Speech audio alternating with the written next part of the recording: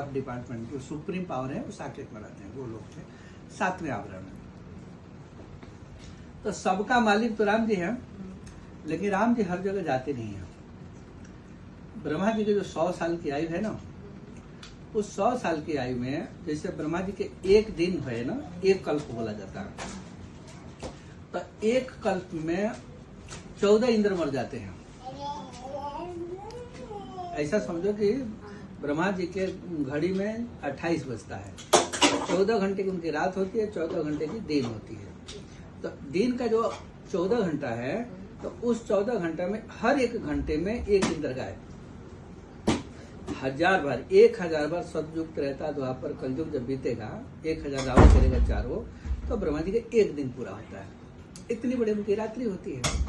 तो इतनी बड़ी रात्रि होती है, तो इसकी व्यवस्था अब इंद्र के हाथ में 72 चौकड़ी, मैंने 72 बार सतयुग त्रेता द्वापर कलयुग जब एक राउंड करेगा, तो एक इंद्र का कार्यकाल खत्म। जैसे अपने यहाँ 5 साल के सरकार खत्म हो जाती है, उसी प्रकार वहाँ 72 चौकड़ी जब सतयुग त्रेता द्वापर कलयुग जब जाएगा, तो उनका कार्यकाल खत्म, अर्थात कुर्सी से हटा दी जाएगा, मैंने उनकी मौत की बात, उतना ही आयु है। ब्रह्मा जी की आयु 100 साल की है। 100 साल की आयु में राम जी जो परात्पर बिहारी है, उनको परात्पर कहते हैं। उनको खाली छोटा मोटा शब्द नहीं दिया जाता है, सर्वेश्वर या परात्पर। तो वो राम जी ब्रह्मा जी के पूरे जीवन काल में एक बार आते हैं। अब एक बार आते हैं तो त्रेता में हर बार राम जी आ रहे हैं, सिद्ध तो नहीं होगा ना। अब और बताता हूँ, ये ब्रह्मांड में जब स्थिति कुछ इधर उधर उलट पुलट होती है, तो पहले ऋषि लोग उसका समाधान कर देते हैं। ऋषि लोग के बस के नहीं होती है, तो फिर देवता लोग करते हैं, और देवता लोगों के बस की नहीं होती है, तो त्रिदेव करते हैं, ब्रह्मा विष्णु महेश करते हैं। प्राय विष्णु भगवान सबको, राक्षसों को कूट देते हैं। कभी कभी ऐसा राक्षस होगा कि ब्रह्मा विष्णु महेश से भी नहीं कुटाई होगी, उनको भी हरा देंगे, तो फिर महाविष्णु कूट देंगे उनको। अब कभी कभी ऐसा होगा कि महाविष्णु भी नहीं हरा सकते हैं, तो फिर उसके लिए राम जी को आना पड़ेगा।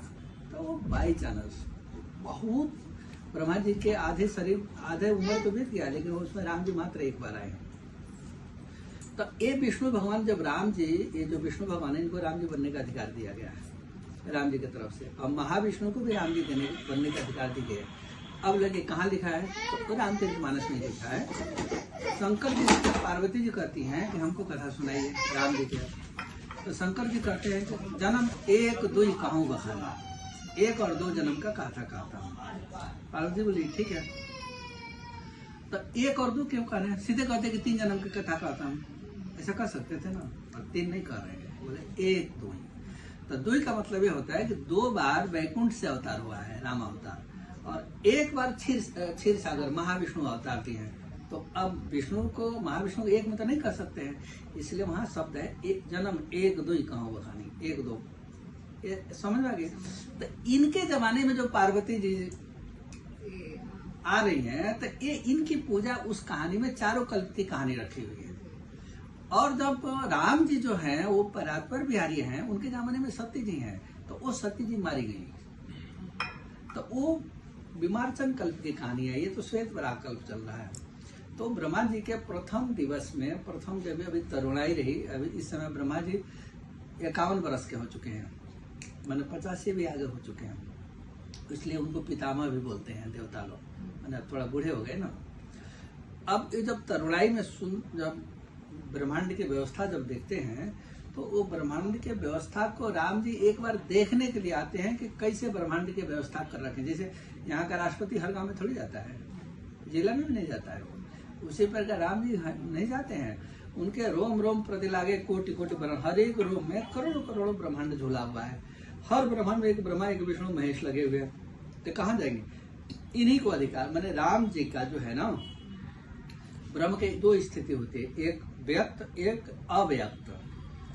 तो व्यक्त में महाविष्णु, किशोरी जी भ्रिकुटी विलास जासु जगवई, राम जी की आंख में थोड़ी सा कंपन होती है, तो सीता जी बगल में बैठी रहती हैं, समझ जाती है कि ब्रह्मांड बनाना चाहते हैं, तो लाइन से करोड़ों करोड़ों ब्रह्मांड बना के रख देती है। फिर राम जी से निवेदन करते हैं कि ब्रह्मांड बन गया, तो राम जी के अंश से महाविष्णु निकल के आते हैं, और सीता जी के अंश से महालक्ष्मी बन के आती है। फिर ये इनके फिर नाभि से कमल, कमल पर ब्रह्मा जी, फिर यहाँ से सृष्टि चालू हो जाती है। आप समझ में आई। तो ये जो पार्वती जी वाला मामला है ये वैकुंठ वाला मामला है, क्षीर सागर वाला मामला है, राम जी वाला नहीं है। राम जी वाला सती जी वाला है। तो चूंकि 4 कल्प की कहानी है तो इसमें लिखा है कि किम विलगाई मुनिष प्रवीणा, जो ध्यान योग में जब नहीं देखेगा तो बांट भी नहीं पाएगा वो। शास्त्र में तो भ्रम जाल में फंस जाएगा, वो बांटना भी मुश्किल हो जाएगा उसको। तो वो राम जी, अब ये हो गया कि कैसे माने कि वो राम जी अलग हैं, ये भी प्रश्न आ जाएगा ना वो। और वो ब्रह्मा विष्णु महेश अलग हैं, ऐसा तो आ जाएगा।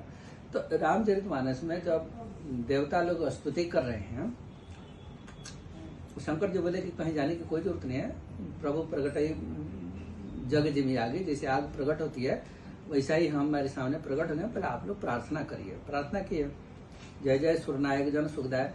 अब जय जय सुरनायक कर रहे हैं तो भगवान तो नहीं कर रहे हैं, वो सुरनायक माने सेनापति। सेनापति मालिक तो नहीं होता है, होता है तो विष्णु भगवान को सेनापति कहा गया है। अब इतना महीन अर्थ को न जाने तो शास्त्र का तो दोष नहीं है, शास्त्र में तो रखा है सुरनायक है, वो देवताओं के मालिक हैं। आगे जब वो स्तुति किए तो कोई आवाज नहीं आई, तो शंकर भगवान बोले कि ये भगवान से काम नहीं चलेगा, थोड़ी और आगे बढ़ जाइए। तो उनके ऊपर कौन है? महाविष्णु। तो महाविष्णु क्या है? जय जय अविनाशी सबघटवासी व्यापक परम मुकुंदा, अभी तक गोतीतम चरित पुण्यम व्यापक परम मुकुंदा। अब ये स्तुति 3 छंद में है, एक छंद विष्णु का है, एक महाविष्णु का है। अंतिम छंद जब आवाज नहीं आई, महाविष्णु से भी जब आवाज नहीं आई, शंकर जी बोले कि थोड़ी और आगे बढ़ जाइए आप, क्योंकि यहाँ कोई भी समस्या होगी तो पापा को सुनाना पड़ेगा ना, इनसे नहीं होगा तो भी बाहर से मदद लेंगे। उसी प्रकार देवता लोग में भी वही है। तो ये घर के मालिक हैं विष्णु भगवान, उनसे सुनाए, उनसे मदद नहीं मिली तो महाविष्णु पूरे ब्रह्मांड के मालिक हैं, तो उनको सुनाए, उनसे भी काम नहीं चलेगा। अब शंकर जी बोले कि आगे बढ़ जाओ, तो वहां फिर स्थिति बदल गई। अब कहते हैं शारद श्रुति शेषा ऋषे शेषा जाकम को नहीं जाना। ये है राम जी, ये अव्यक्त है। अव्यक्त माने जिसको हम देख नहीं सकते, व्यक्त को नहीं देख सकते हैं। तो ब्रह्म की स्थिति 2 होती है, एक अव्यक्त एक व्यक्त। अव्यक्त को नहीं देख सकते हैं, व्यक्त को देख सकते हैं। तो व्यक्त में महाविष्णु और विष्णु भगवान उनके अंश हैं, तो ये सृष्टि संचालन करते हैं। अब शारद माने सरस्वती, श्रुति माने वेद, शारद श्रुति शेषा, शेषा माने ऋषि मुनि शेष जितना आए, जितना ब्रह्मांड के गणमान्य जो है, तो शारद श्रुति शेषा ऋषि शेषा। अशेषा का मतलब ये महाविष्णु हो जाएंगे। जब पूरा प्रलय हो जाएगा तो बट के ऊपर बाल मुकुंद बन के खेलेंगे, तो ये अशेष हो जाएंगे। क्योंकि ब्रह्मांड सबका लय होगा ना, कोई नहीं बचेगा, तो वो अकेला बचेंगे। फिर एक को हम बहुश्यामी करके फिर सृष्टि चालू करेंगे वो। तो ये अशेषा भी राम जी को नहीं जानते हैं, माने महाविष्णु भी राम जी को नहीं जानते हैं। तब ब्रह्मा जी कहते हैं कि सो चिंता हमारी करो अगारी जानी भक्ति न पूजा, हमारी चिंता दूर करिए और रावण रूपी जो आता ताई है उससे समाधान करिए।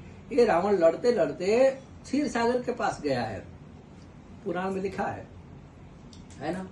और जाके बोला कि चलो लड़ लेंगे। तो ये विष्णु भगवान जो है ना चक्र चलाए हैं गर्दन काटने के लिए, और गर्दन जाके रावण के खरोच लगा के टूट के गिर गया। जब टूट के गिर गया तो विष्णु भगवान सोचे कि हमारे मरने से तो मरेगा नहीं, बहुत छूट के भाग गए। इसका प्रमाण फिर रामचरितमानस की मैना के खगपति हुई मोरे बल जान सहित पति सोई। जब हनुमान जी जटायु जी जब आक्रमण किए रावण के ऊपर, तो वो सोचा कि ये खगपति मैंने गरुड़ जी आ रहे हैं। तो बोले मैनाक पर्वत भी है, मैनाक पर्वत समुद्र में घुसा, वो भी बहुत विशाल काय है। तो पहले सोचा कि मैनाक आ गया होगा, बोले मैनाक नहीं है, तो खगपति मैंने गरुड़ जी है। तो कहता कि खगपति हुई मोरे बल जान सहित पति सोई, माने हमारा बल अपने स्वामी के साथ जानता, वो हमारे सामने कैसे आएगा। इसका मतलब कि भाग चुके हैं ना वो। तो ये व्यवस्था यहाँ है। तो इस तरह से जब समझाया जाएगा तब समझ में आएगी। अब कुछ